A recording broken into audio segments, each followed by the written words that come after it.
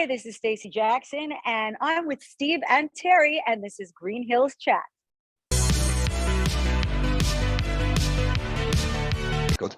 So, hiya, Stacey Jackson. Me and Steve here. We're delighted to be chatting with you. Hi, Stacey. Pleased to meet you. Thank you for having me. Yeah, hi. Nice to see you. Yeah, so we're all in different parts of the world. You're in London. I'm in Phoenix, Arizona, and Terry's in Liverpool at the minute. Yep. So how's life in London today? Is it wet and cold there? Oh my gosh. It's a little rainy. It looks like it's cleared up outside though. But it's London. You know, I was just talking to somebody about this because, you know, being from the East Coast, especially, you know, I spent 11 years in New York. And the one thing about that part of the world is that you get 4 proper seasons. You know, it's like fall is fall, winter is winter, summer is summer. Here, May, December, it's the same. And although we had a really lovely summer here, so I can't complain. It was really nice. So I really love living in London. Right. Stacey, these chats that we have, they're normally straightforward. Normally, mainly with a novelist who's got to talk about their latest books they've written. But with you, you've got a sort of fantastic mixture of careers. A pop star with 4 albums, 12 singles, a television presenter, a fitness motivator with your own channel, your own brand, a mum to 4 children, and now a novelist. Do you ever have time to sleep? That's a good question. You know, my sleep patterns have changed in the last 10 years, I think, though. It's sleep is for the weak. I don't know. No, that's not true. Actually, I do. Yeah. I do sleep. I value my sleep. But you know, I do compartmentalize, you know. Right now I did 3 seasons, 54 episodes of Stacy Jackson in the 80s, and we're on a production hiatus at the moment. And it's actually given me a little bit of breathing room to focus on the book, which will be coming out next year. So it's just, you know, I try very hard to compartmentalize. The thing is, you know, I'm a singer and songwriter through and through. So when I get the urge and I get a song in my head, I have to record it. So over the last couple of years, I started writing another album. And it doesn't always, I don't force myself to do things like that. It's like, I'm a creative, so it comes when it comes, and it's natural for me. So I don't rush anything. It's not like, oh, I got to finish up this album. It's like, you know, I'm not under any time constraints, luckily. And so I write my music when I get the urge, and sometimes I'll write 2 or 3 songs in a go, and then I could put it down for a couple of months and then go back to it. So it's something that I can sort of slot in with the rest of the things that I've been doing. And I haven't toured properly since before COVID. So I think that when my next album comes out, that'll be on the cards. So another thing to slot into my life, but it's part of how I roll, right? Yeah.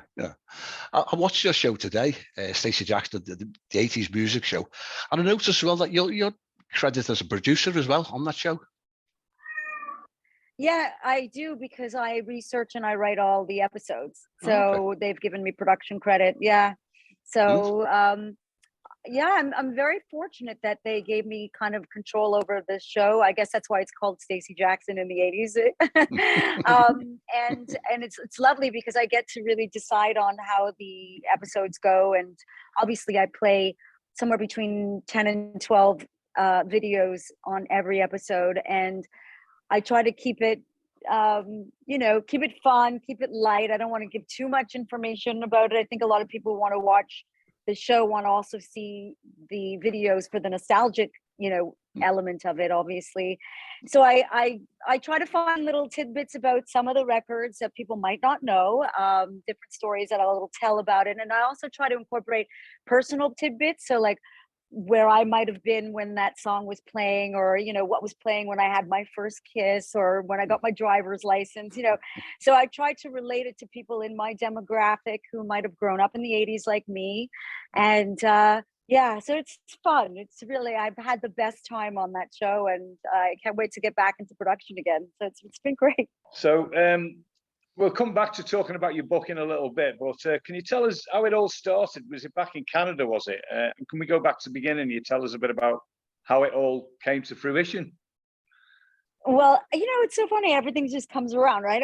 Well, I grew up as a teenager in the 80s. I was always inspired by 80s music. I was in my first rock band at 15, writing original material.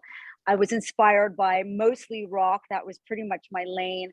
And then in the late 80s, I started teaching aerobics and hanging out in gyms. And, that was my thing. And I think that I started to get really into music that had, good beats to pretty much jump around to and work out to. Anything that had a higher BPM got me going. It got my heart rate up.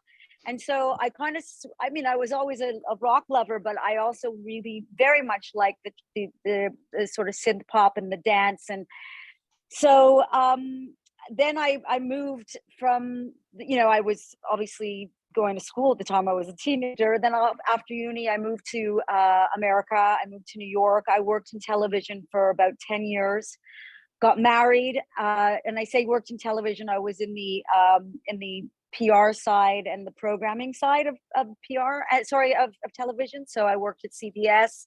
I worked at Lifetime. I worked at Bravo. So I've got a lot of TV experience from that end, and then moved to London after I married my American boyfriend. I had 2 children in New York, actually. So we moved to London with 2 babies in tow, and then had 2 more kids, and decided, I really needed to focus on raising my family. And I didn't, so I just loved being in Europe. I loved being in London, and having just that experience was great. And at some point I got the buzz again, and I said, I love being a mommy. I love being at home with my kids, but, I was missing a part of me, very much so, that made me who I was all my life. And it wasn't necessarily about working and having a place to go and getting out of the house. It was more, I'm a creative, and I felt like I didn't have that outlet, and I had to get back. So yeah, fast forward, I don't know, I took about a 15-year hiatus, and I ended up sort of having my first hit record when I was 40. Wow. I was just going to move on to, aren't you currently top of the what's it called chart? Indie charts, the indie charts? Indie chart at the moment as well. So, it just was another, sort of, I don't know how to say it. When I got the show and I auditioned for Stacey Jackson in the 80s, which, by the way, was just called the 80s show at the time, but obviously I got the job.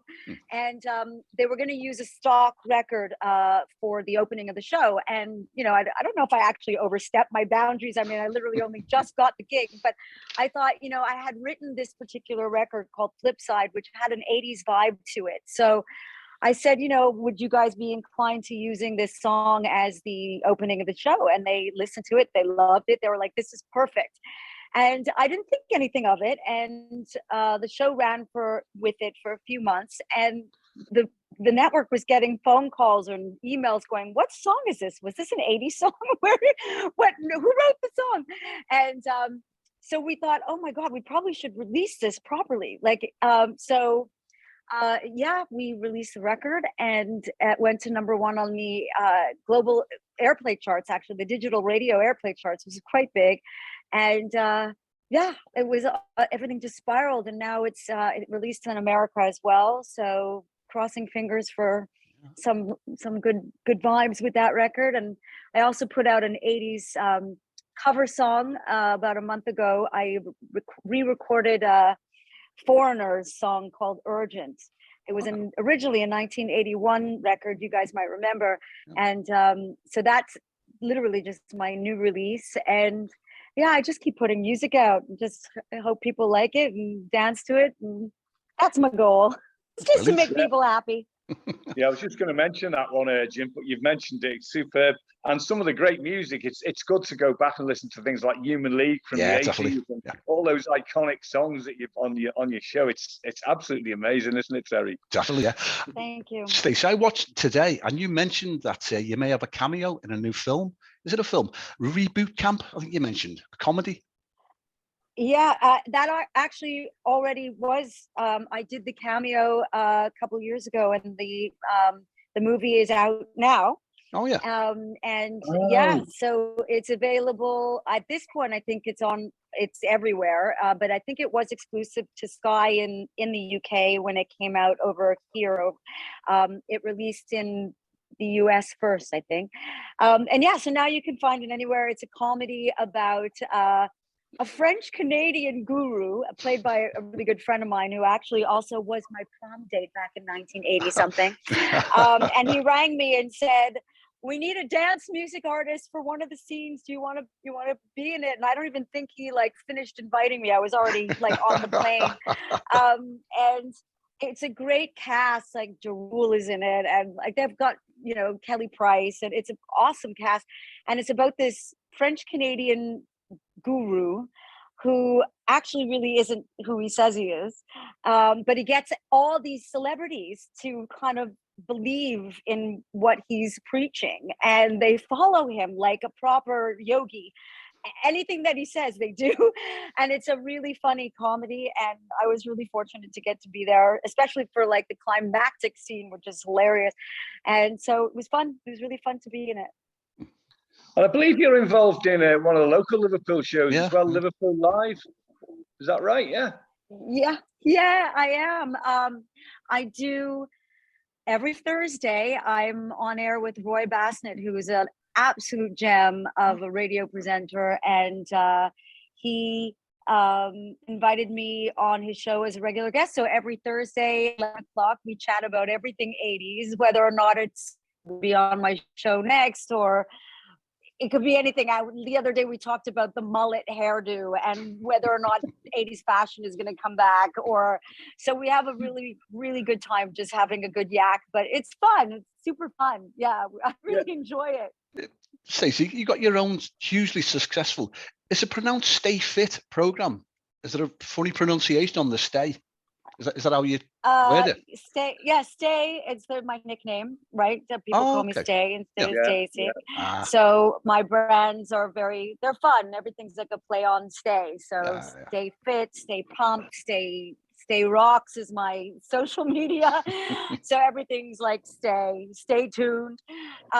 So I had a line of fitness clothes called Stay Fit, largely it's actually for women who have issues with finding the right workout top because they have, you know, bigger chest, bigger boobies, and they needed something for better support and full coverage. So I came up with the top that helps, and then I had 3 albums of Stay Pumped, which is music that's obviously specifically remixed to about 135 to 145 BPMs.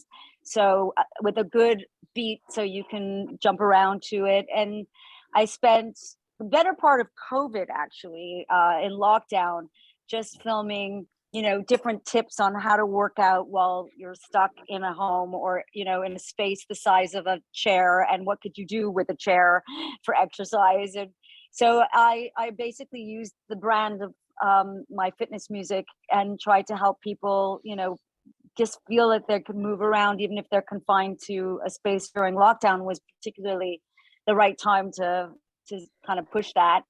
And, you know, my whole mantra since I think I began with this journey has always been my love for fitness as well, not just for music. And I think there's a symmetry there, obviously. And the whole goal really with my music is to just let people know that all they need to do is press play and move. So if they just pop earphones in and listen to some good music, hopefully mine, and then they just move around or dance or walk, or, you know, it's a way to get exercise. And you don't need a big gym, you don't need tons of equipment, you just need to jump around, dance around, walk, run. But I think that music really is motivational for that. And that's kind of what my whole shtick has been for the past few years. So what's your balance like compared to music and presenting and the fitness and everything else you do? What sort of percentage would you give to that fitness program stuff? I work out every single day. For me, if I don't work out, it's like I didn't brush my teeth. You know, I squeeze that into my day no matter what. I usually do it every morning just to get it out of the way. And then so that's a huge percentage of my day. In terms of the fitness tops at the moment, they're just, you know, selling on Amazon. They're in the States, and so, you know, I'm not focused on that as much at the moment. My music is always something I do, and obviously my book is my priority right now, because my editor will have chopped my head off if I don't get, you know, the next manuscript over them. And so like I said before, I get to compartmentalize. I believe that my hiatus right now from Stacy Jackson in the 80s, the production hiatus we're on, is allowing me the time to focus on the book. And then when that's finished, then I'll go back to producing more shows. Excellent. So tell me about the book then. How Gangsta Rapper Made Me a Better Mom. Is this fiction, or is it like it's a type of like coach? It is. Yeah. No, it is. You know what? It is a fictional motivation. It's kind of aspirational or an inspirational book that'll be out next year. And it's about a woman who, you know, basically has a family and is trying to juggle it. And it's post-COVID. So, you know, there's a lot of stuff that happened to her, and how she handles it all, and the support group that she has, and all the cast of characters that are around her in her life that help her get through it. With her kids, and of course all the while she's just trying to live her dream and of becoming a musical success, and where it takes her in her life. And so yeah, yes, it is very much it's very much based on my my journey, but it is definitely a fictionalized account, which allowed me a lot more creative license and creative freedom, and, you know, just to be a little bit more, I keep using the word creative with it, but it's true. You know, you have, when you do fiction, you just you can do wherever. I mean, you can make up any town, you can make up any place. The characters are, you know, made up, and it's fun. I find that really, I don't know, fulfilling. Okay. Actually is a trilogy. Right. So I've just started on the second. Actually, we finished the synopsis for the second book. I can't tell you what the second book's name is, because I don't know if I'm allowed to say it on air. I think it's a working title. And then there's a third book. So there's three books to the trilogy, but like, we need to see how the first book does first before we send out the second book.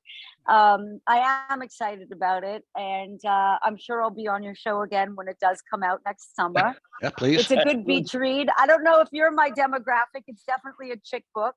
But you might enjoy it, because after you've spoken to me, you'll probably want to read the book. But it's definitely something that, I think, it's more of like chick lit, but who knows? I think we talked about it. It's like a 9-month process, right? Like, it's like having a baby, and just, you know, during the time you have, there's so many things that are going on with this. It's not, you know, it's the artwork that has to happen. You have to plan the marketing situation, and I mean, there's a lot, you know, and I'm very lucky because the publishers I'm working with are allowing me a lot of control over some of it, which is nice. So I get, you know, to help choose the way that the cover art goes, and it's a really lovely publishing company, and it's a good model that they have in terms of how they work with their authors. So I'm very fortunate. I take it the music in it is 80s music, is it? Actually, no, it's not. It's quite fun. Each character has their own style of music, actually. So the lead character's music is probably more akin to 80s rock, right? But all of the other characters have music that's probably more associated with who they are. So it really works quite well, actually. So it's, who knows, maybe it'll even become a play. I don't know. Wow. But it's my baby, and I'm excited to release it. Okay, that's wonderful. But where do you see your future direction going then? Is it going to be more presenting, or more writing, music, fitness, or a bit of a combination? Is there one direction you want to, or just going with the flow? You know, I think I'm going with the flow. I mean, there are a lot of creatives and artists out there who can sing and can act and can dance and can do the gamut, right? I feel like I have a lot to offer on a lot of, like there's a lot of cogs on my wheel or spokes on my wheel. And I feel that, you know, as a creative, I tried to make commercial success out of a lot of the things that I do. And you know, I think life is too short to not live your dream, and I'm living the dream. What could I say? Yeah, and there's an important question I think, Terry, we need to know about here. If you were to pick an actress to portray Stacey Jackson on the big screen, would it be you, or would you pick someone else? I'd have you, Stacey. Yeah. Oh, you're sweet. I would definitely do a cameo, 100% do a cameo appearance. I'd probably play like a school teacher or something who just shows up in a scene.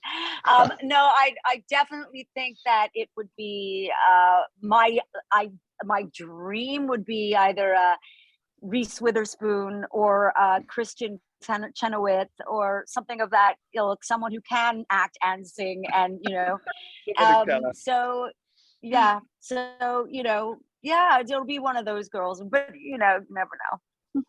Brilliant, absolutely brilliant. Yeah. Stacey, I've got to say thank you very much for joining us with this. It's been an absolute pleasure chatting with you. Thank you. It's been so fun to talk to you. I've told you more than I think I've told anybody in the like. I haven't talked about my book yet to anyone. You're like it's like you have a little secret with your. Provisionally book another chat on release on publication day. Yeah, for sure. It'll be. I think it's coming out in August of next year. That's around the time they're feeling that they're going to release it, but you never know. It could be sooner if they get through the manuscript, and it could be later if it takes more time. So they're heading towards that day. So we'll see. But best wishes with that. But for now, I would say thank you very much, and really appreciate your time, Stacey. Thanks, Stacey. It's been a pleasure. No worries. Absolute pleasure. Love the background. Take care. It's good. Bye. I had a purple shirt on, but I disappeared. I have to change it to the white one. Well, it looks great. Thanks. Thank you. Thanks, Stacey. Bye. Cheers, Stacey. Bye now. Bye.